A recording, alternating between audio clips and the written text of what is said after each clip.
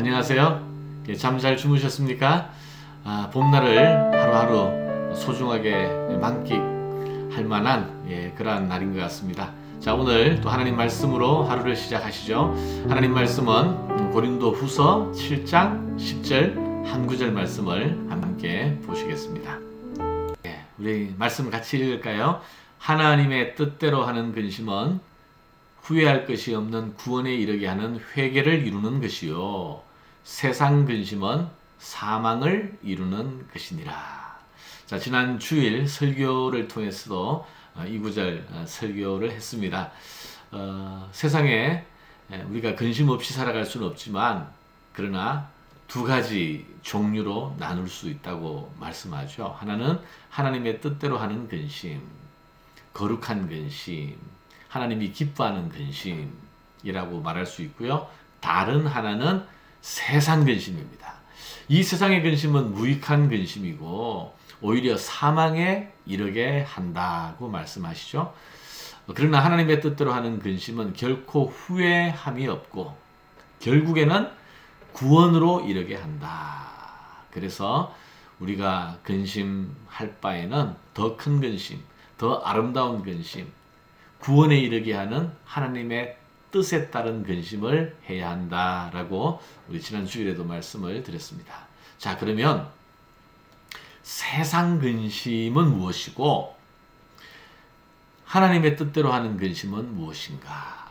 자칫 이 말씀을 이원론적으로 이해할 위험이 있습니다. 그래서 지난 주일에 말씀을 나누었지만 오늘 다시 한번 이것을 명확하게 짚고자 오늘 아침 묵상에서 함께 하려고 합니다.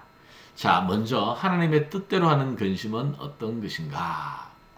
자, 여러분, 저는 목사지만요, 교회 일을 걱정하고 근심하면 그것이 하나님의 뜻대로 하는 근심이라고 말할 수 있을까요?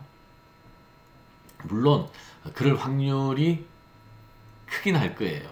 그렇지만 결코 전부가 그런 것은 아닐 것입니다.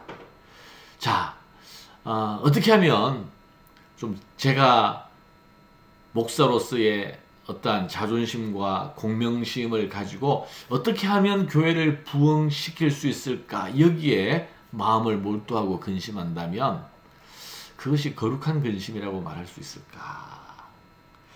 야, 어떤 교인이 마음이 상처를 입어서 교회를 떠나면 안절부절 못하고 그렇게 하면 그 근심은 하나님의 뜻대로 하는 근심일까?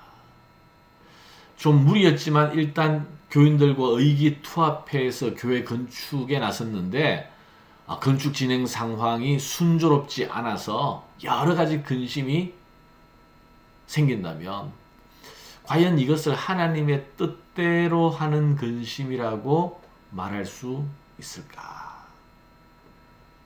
교회에서 하는 근심이라면 거룩한 근심이고 선교지에서 하는 근심이라면 하나님의 뜻대로 하는 근심이라고 말할 수 있을까? 그 동기와 목적이 중요할 텐데, 다만 교회나 선교지라고 해서 그것이 거룩한 근심은 아니라고 생각이 됩니다.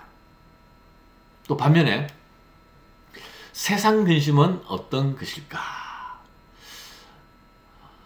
경기가 좋지 않고 비즈니스가 잘 안 되어서 렌트비를 걱정하고 근심해야 하는 상황에 이르면 그 근심은 세상 근심이라고 말할 수 있는가? 아이가 공부에 관심이 없는 것 같은데 어떻게 하면 아이가 공부에 흥미를 붙일 수 있을지에 대해서 근심하면서 염려하는 것.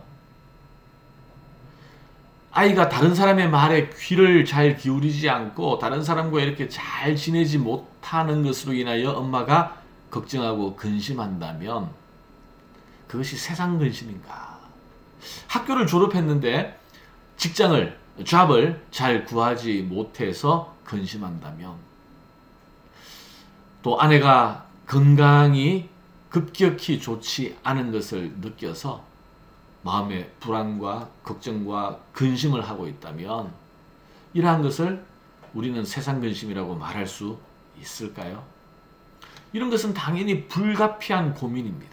당연히 해야 할 걱정이고 필요한 근심이죠. 먹고 사는 문제나 가정 문제나 다른 사람과의 관계 문제나 사람 사는데 꼭 필요한 이러한 것들이 단지 살아가는 데 필요한 것이기 때문에 세상 근심이라고 이야기할 수는 없을 거예요. 왜냐하면 이런 근심을 통해서 우리는 더욱더 하나님께 매달리고 기도하고 또 자녀에게 더 관심을 가지게 되고 비즈니스를 더 합리적으로 또 집중해서 할 수 있고, 이러한 근심이 사망을 이루는 근심은 아니라는 뜻입니다. 자, 그러면 하나님의 뜻대로 하는 근심과 사망에 이르는 세상 근심은 뭐가 다른가? 그것은 어느 영역에서 하는 근심이냐? 여기에 달려있는 것이 아니라 바로 그 동기와 목적이 어디에 있느냐라는 차이가 있으리라 생각을 해요. 지금 고린도 교회는 주일 설교에도 말씀드렸습니다만 바울의 근심, 바울이 근심하지 않은 거 아니에요. 바울이 고린도 교회를 향하여 늘 근심하고 또 편지 쓰고 가르치고 조언을 했습니다. 그리고 고린도 교회도 그 근심을 받아들여 스스로 자기를 돌아보고 근심하면서 회개에 이르고 구원에 이르게 된 이것이 하나님의 뜻대로 하는 근심이라고 했어요. 여러분, 우리가 먼저 하나님 나라를 구하고 삶 가운데서 거룩한 하나님의 뜻을 따라 우리 자신을 비우고 자기를 부인하고 하나님의 백성으로, 하나님의 자녀로 다듬어지고 연단된다면 이것이 바로 하나님의 뜻대로 하는 근심이라는 거예요.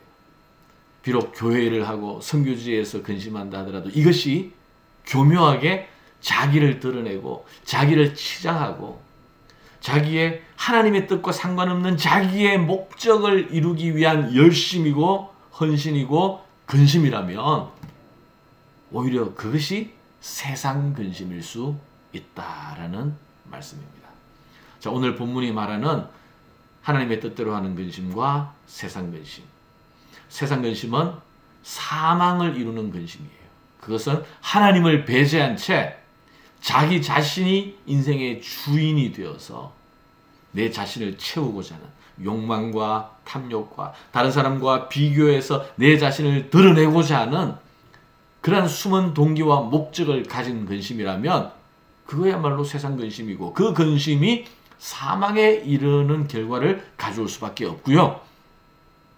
그러나 비록 우리가 먹고 사는 문제, 다른 사람과의 관계, 아이를 키우고 가정을 세워나가는 데 있어서 하나님의 선한 뜻을 구하고 이 세상을 본받지 아니하고 말씀으로 자기를 돌아보고 염려를 물리치고 근심이 있을 때마다 감사와 기도의 자리로 나아가서 하나님에게 아뢰고 하나님의 다스림과 인도하심 앞에 자기 자신을 내어놓을 때 그 근심은 회개를 이루는 근심이고 또 구원을 이루는 하나님의 뜻대로 하는 근심이다라는 말씀입니다. 자, 여러분, 오늘 하나님의 뜻대로 하는 근심, 우리에게 어떤 근심이 있는지 이 아침에 다시 한번 돌아보시기를 바라고요. 하나하나 이 근심이 사망에 이르는 세상 근심인지 하나님의 뜻을 이루는 근심인지 돌아보시고 그 근심 가운데 하나님의 인도하심을 구하고 하나님에게 맡길 수 있는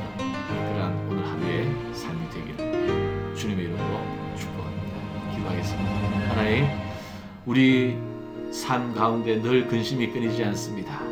그러나 근심은 세상 근심이 있고 하나님의 뜻대로 하는 근심이 있다고 했습니다. 하나님, 세상 근심이라면 당장 물리치고 하나님 앞에 굴복시키고 하나님의 뜻대로 하는 거룩한 근심에 우리가 힘을 낼 수 있도록 인도하여 주시옵소서. 그리하여 우리의 삶이, 우리의 근심이 하나님의 선한 뜻을 이루어가는 그 근심을 통하여 하나님의 뜻이 나타나는 그런 복된 은혜가 오늘 하루도 우리가 누리게 하여 주시옵소서. 예수님 이름으로 기도하옵나이다. 아멘.